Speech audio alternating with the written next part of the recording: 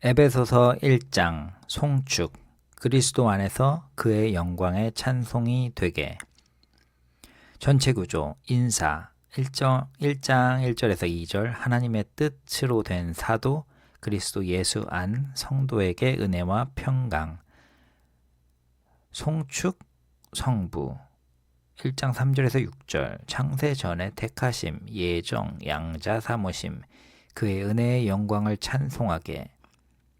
송축 성자 1장 7절에서 12절 그의 피로 구속 만물을 그리스도 안에 통일 그의 영광을 찬송하게.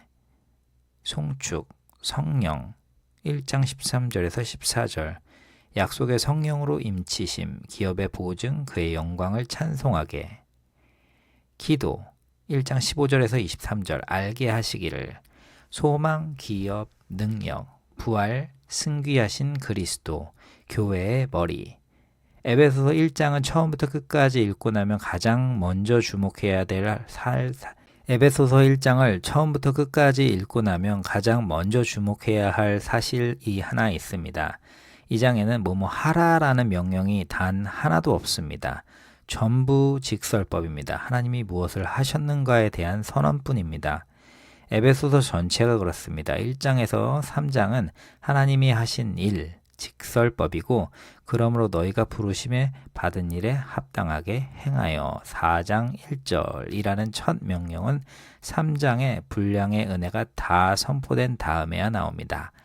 책의 골격 자체가 세워두신 순서입니다. 은혜, 복음, 그리스도와의 연합, 성령, 순종과 열매. 에베소서는 그 순서를 가리키기 전에 그 순서대로 쓰여 있습니다. 1장 1절에서 2절 첫 줄부터 하나님의 뜻, 하나님의 뜻으로 말미암아 그리스도의 예수의 사도된 바울. 바울은 자신의 사도직조차 자기 결단이나 자기의 자격의 결과로 말하지 않습니다. 하나님의 뜻으로 말미암아 첫 줄부터가 주도권은 하나님께 있습니다. 그리고 수신자는 그리스도 예수 안에 있는 신실한 자들입니다. 이 편지의 심장 어구인 그리스도 안에서가 첫 문장에 이미 박혀 있습니다. 은혜와 평강이 너희에게 있을지어다.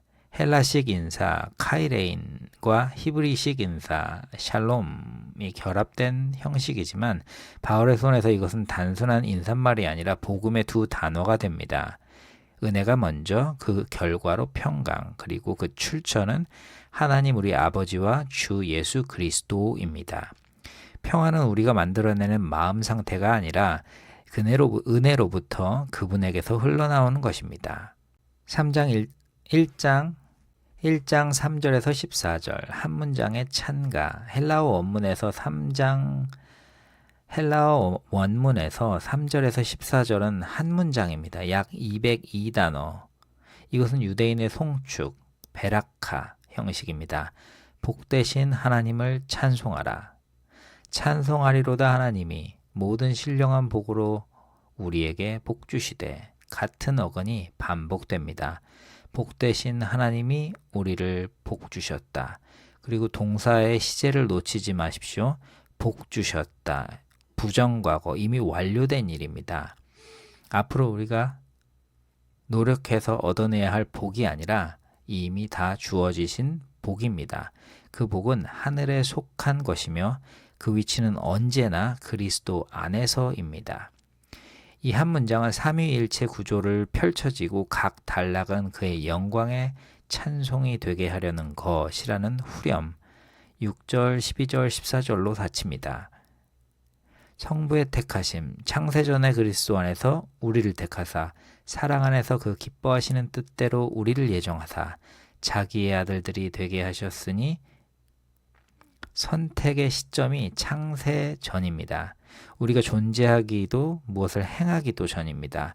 따라서 선택의 근거는 우리 안에 있을 수가 없습니다. 우리의 자격, 행실, 예지된 선행이 아니라 그 기뻐하시는 뜻, 그것이 근거입니다. 더 주목할 것은 거룩함의 위치입니다. 우리로 거룩하고 흠이 없게 하시려고 4절 거룩함은 선택의 조건이 아니라 목적입니다. 우리가 거룩해서 택하신 것이 아니라 거룩하게 하시려고 택하셨습니다. 이 단락의 목적은 그의 은혜의 영광을 찬송하게 하려는 것 6절이며 그의 은혜는 사랑하시는 자 안에서 거저 주신 것입니다. 성자의 구속 7절에서 12절 우리는 그리스도 안에서 그의 은혜의 풍성함을 따라 그의 피로 말미암아 구속 곧 죄사함을 받았느니라. 구속의 값은 우리의 공로가 아니라 그의 피입니다. 그리고 바울은 이 구속을 우주적 규모로 확장합니다. 하나님의 뜻의 비밀은 때가 찬 경륜을 위하여 하늘에 있는 것이나 땅에 있는 것이나 다 그리스도 안에서 통일되게 하려 하심입니다. 흩어지고 분열된 만물을 그리스도를 머리로 다시 모으심, 이것이 구원의 우주적인 목표입니다. 우리는 그 안에서 기업이 되었으니 이 단락도 그의 영광의 찬송이 되게로 닫힙니다. 성령의 인치심 13절에서 14절 너희도 진리의 말씀 곧 너희의 구원의 복음을 듣고 그 안에서 또한 믿어 약속의 성령으로 인치심을 받았으니 이는 우리 기업의 보증이 되사. 순서를 보십시오. 듣고 믿고 인치심 복음을 들음이 먼저입니다. 그리고 성령은 기업의 보증입니다. 아라보는 계약금, 선금, 담보 등을 뜻하는 상업 용어입니다. 지금 받은 성령은 장차 받을 완전한 구원의 첫 할부이자 보증금입니다. 이 단락은 역시 그의 영광을 찬송하게로 닫힙니다. 3번 반복되는 후렴이 무엇을 말합니까? 궁극적인 구원의 목적은 인간의 행복, 성공, 도덕 개선, 자기 실현이 아니라 하나님의 영광입니다. 이 한 문장은 하나님 없이는 단 한 절도 성립되지 않습니다. 15절에서 23절 알게 하시기를 바울은 그들의 믿음과 사랑을 듣고 감사하며 기도합니다. 그런데 기도의 내용이 의미심장합니다. 바울은 그들의 믿음과 사랑을 듣고 감사하며 기도합니다. 그런데 기도의 내용이 의미심장합니다. 더 잘 살게 하소서, 사명을 감당하게 하소서가 아닙니다. 알게 하시기를입니다. 지혜와 계시의 영을 너희에게 주사 하나님을 알게 하시고 너희 마음의 눈을 밝히사 3가지 알게 해달라고 기도합니다. 그의 부르심의 소망, 그 성도 안에서 그 기업의 영광의 풍성함, 믿는 우리에게 베푸신 능력의 지극히 크심.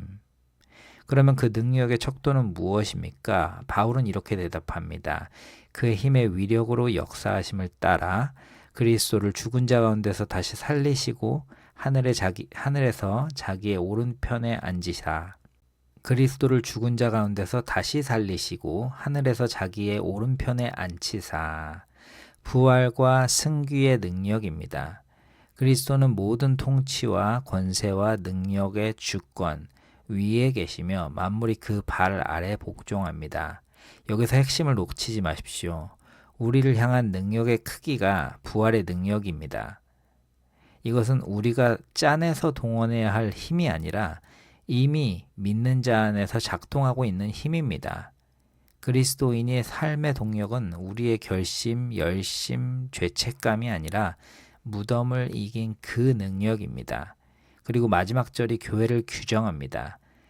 그를 만물에 의해 교회의 머리로 삼으셨느니라. 교회는 그의 몸이니 만물 안에서 만물을 충만하게 하시는 이의 충만함이니라. 교회는 자기의 업적, 청렴, 분립, 사회환원 등을 자랑하는 공동체가 아닙니다. 교회는 그분의 몸입니다. 정체성은 그분께 있지 우리에게 있지 않습니다.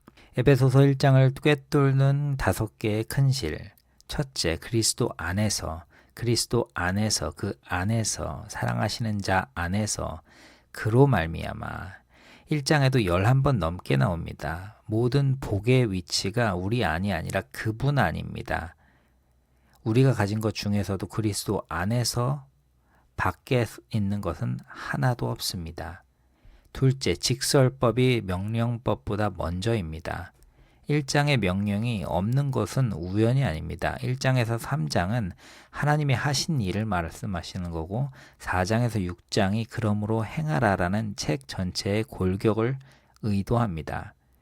사명은 은혜를 앞서지 않습니다. 이것은 우리가 세운 원칙이기 이전에 에베소서의 구조입니다. 셋째, 하나님의 영광이 궁극적인 목적입니다. 세 번째, 후렴, 그의 영광의 찬송이 되게. 이 구원의 방향을 못 바꾼습니다. 구원은 인간 중심이 아니라 하나님 중심입니다. 넷째, 삼위일체의 구원, 성부로의 택하심, 성자의 구속, 성령의 인치심. 구원은 한 위격이 단독 작품이 아니라 삼위 하나님의 협력입니다. 어느 한 단계도 우리의 기여에 들어갈 만큼 틈이 없습니다. 어느 한 단계도 우리의 기여가 들어갈 틈이 없습니다. 다섯째, 능력의 척도는 부활. 그리스도인의 삶을 움직이는 드라이빙 포스는 부활하신 그리스도의 능력입니다. 이것이 요한복음 강해에서 반복해온 은혜가 먼저이고 하나님이 행하신다라는 교리적인 진술입니다. 최종 결론, 에베소서 1장은 명령이 아니라 송축으로 시작합니다. 창세전에 우리를 택하신 성부, 자기 피로 우리를 구속하시고 만물을 자기 안에서 통일하시는 성자, 우리를 인치시고 기업에 보증하시는 성령님께서 우리가 무엇을 하기도 전에 모든 신령한 복을 그리스도 안에서 이미 부어주셨으니 그 구원의 궁극적인 목적은 우리의 성공이 아니라 그의 영광의 찬송이며 그리스도를 죽은 자 가운데서 살리신 바로 그 부활의 능력이 지금 믿는 우리 안에서 일하고 있습니다.